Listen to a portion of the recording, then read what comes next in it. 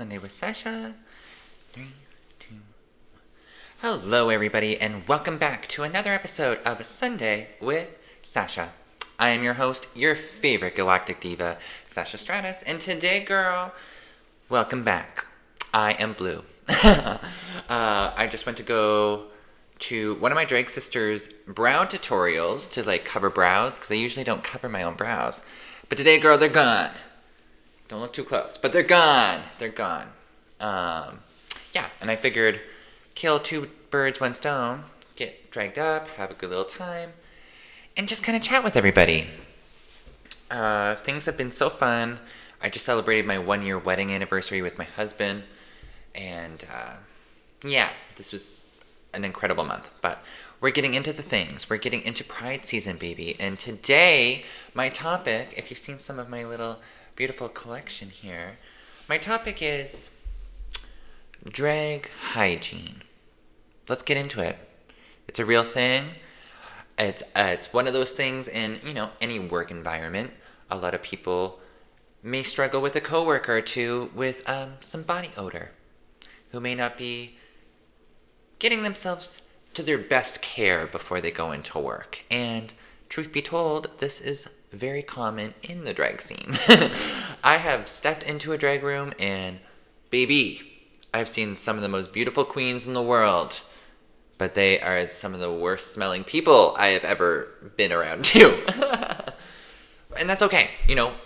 In the core, if you're a club performer, you're in the root of things and you're sweating, you're around a lot of people, a lot of body heat. It's normal, right?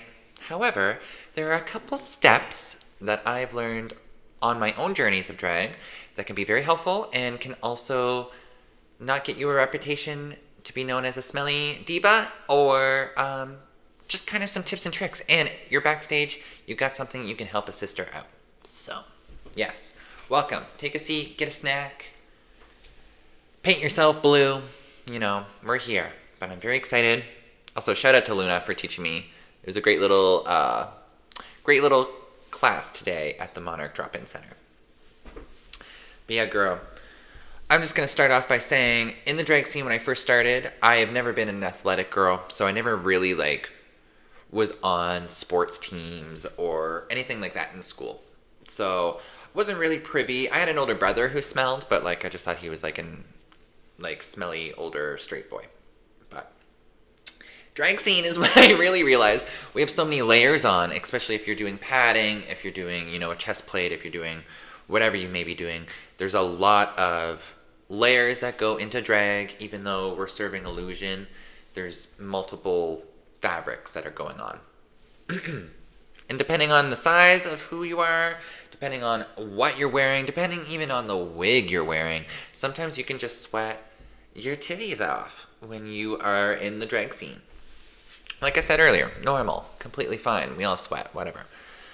It's when that body odor happens and when you're backstage and you are working with other performers around you and you get that waft of that BO, it immediately ruins your fantasy, whatever you're trying to deliver to people.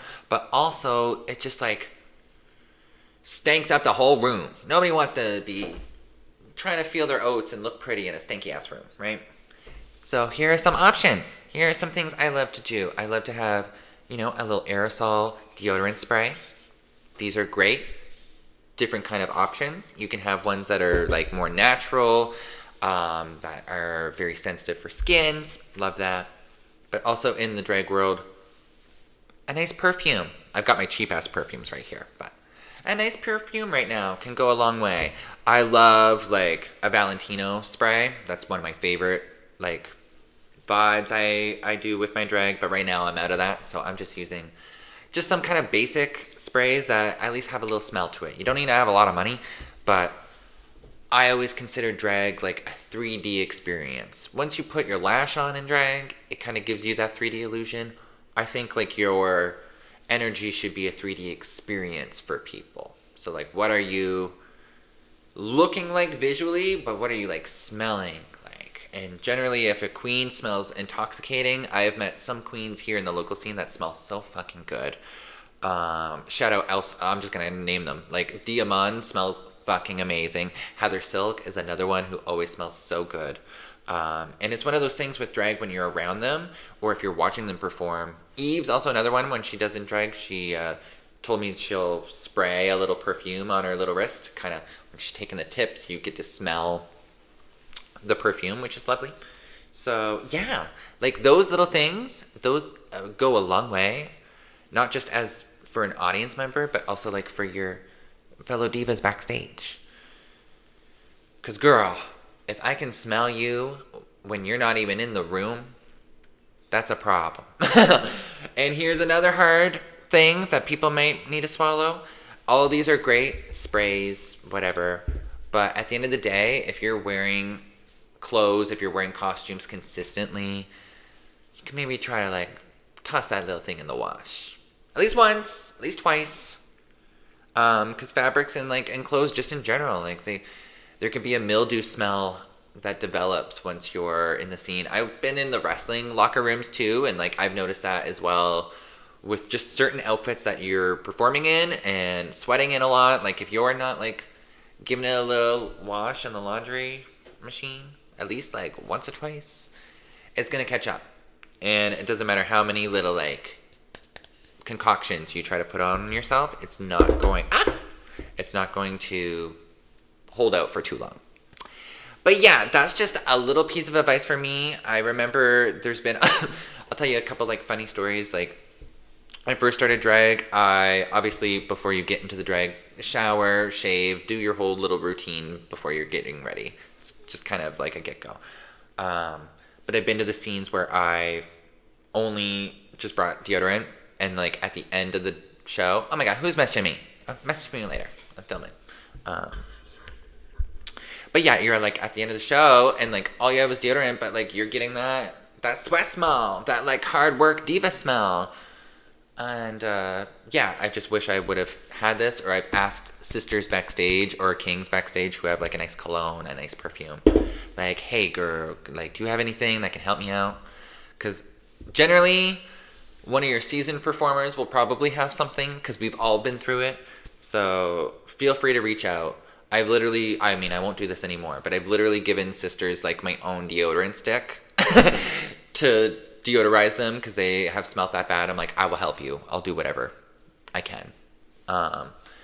But now I usually do kind of a aerosol spray, which is a lot easier to share. But however, just bring your own. When you're packing your little drag bag, when you're packing your little purse, you're feeling your oats, you're feeling your lipstick, your little I don't know, makeup mirror to check yourself. Just toss in one of these. Look at this. I love a little mini purse. Look, put that right in there. I can even put two in here. I'm versatile, honey. So, yeah. That's just a little piece of advice for drag, especially newer performers who are coming into the scene.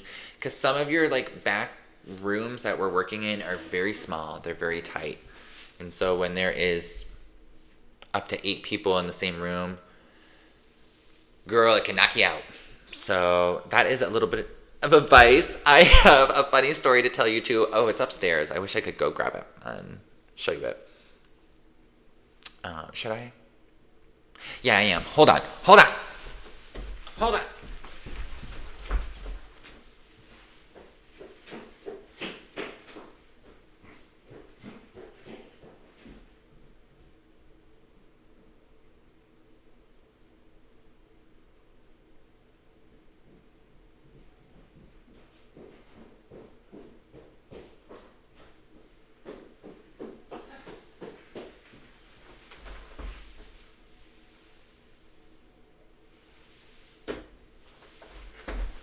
Okay, I'm back.